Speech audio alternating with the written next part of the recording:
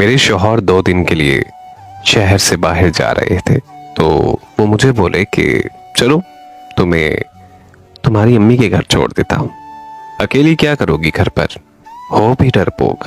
मेरे शौहर के कहने की देर थी और मैं खुशी खुशी से तैयार हो गई। माँ के घर का दरवाजा खोला तो मेरे बाबा सहन में बैठे थे और खाना खा रहे थे, अचार और चटनी के साथ। सलाम दुआ के बाद उसने खैरियत से पूछा, अब्बा आप तो अचार और चटनी के साथ कभी भी रोटी नहीं खाते थे, तो फिर आज क्यों। तो मेरे अब्बा ने निवाला लेते हुए कहा कि बेटा कभी कभी खा लेनी चाहिए, मजे की होती है। मुझे तो आज पता चला। मैंने अपने अब्बा की आंखों में वो बेबसी भांप ली थी। इतने में मेरी भाभी भी सहन में आई।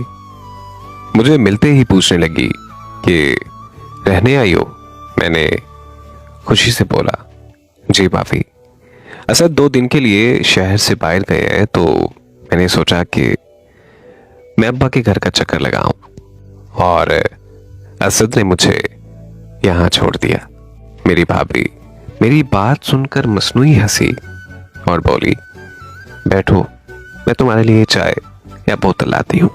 मैंने भी अपने अम्मा अब्बा के बर्तन समेट कर कहा, चलो मैं भी अपनी भाभी की हेल्प करवा लेती हूँ और मैं अपने भाई से भी मिल लेती हूँ। मैंने अपने अब्बा अम्मा के बर्तन किचन में रखे और अभी मैं अपने भाई के कमरे की दस्तक देने ही वाली थी कि अंदर से भाई और भाभी की आवाजें सुनाई थी।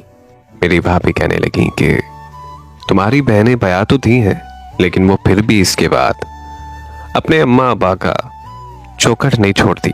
जब भी जिसका दिल करता है मुंह उठा के बच्चों समेत चला आता है। इतने में मेरे भाई की आवाज आती है। मेरे भाई बोलते हैं कि तुम्हारा क्या खाती हैं, यहाँ नहीं आएंगी तो कहाँ जाएंगी। इतने में मेरी भाभी बोली और कहने लगी कि बस अब मुझसे नहीं होती तुम्हारी खानदान की खिदमतें, तुम्हारे माँ बाप को खाना दे देती हूँ, यही बहुत बड़ी गनीमत समझो। मेरा तो जिस्म जैसे वहीं सुन हो गया हो और आवाज खलक में बप हो गई और मैं उल्टे पांव वापिस होने लगी। थोड़ी देर बाद मैं फोन पर यह बात करते हुए बाहर निकली कि अच्छा अम्मी, आप लोग आए हैं गांव से, मुझे पहले ही बता देते तो मैं अम्मी की तरफ आती ही ना।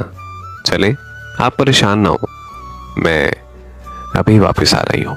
बल्कि आप ऐसा करें कि आप साथ ही राबी आपी के घर बैठे, मैं बस थोड़ी ही देर में आई। मेरे अम्मा अब्बा हैरान होते हुए कहते, बेटा क्या बात हुई है। तो वो बोली, अब्बा जी असद की अम्मा आई हैं और मेरा इंतजार कर रही हैं, मैं उन्हें कैसे छोड़ दूं। मैं फिर आऊंगी इंशाअल्लाह। अभी आप मुझे इजाजत दें। मैं अपने आंसुओं को हलक में उतारते हुए अपने दोनों माँ बाप से मिली तो बाबुल का घर फैलांग आती। जब मैं वापस आ रही थी तो मुझे एक एक कदम एक एक मन का महसूस हो रहा था और अपने होठों को चबाती चली गई, जैसे मैं खुद को हौसला दे रही हूँ।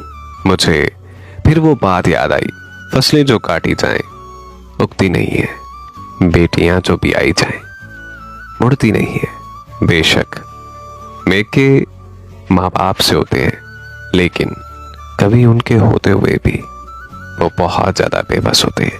मुझे रात खाने में नमक ज्यादा लग रहा था, जबकि वो नमक मेरे हलक से उतरे हुए आंसुओं का था।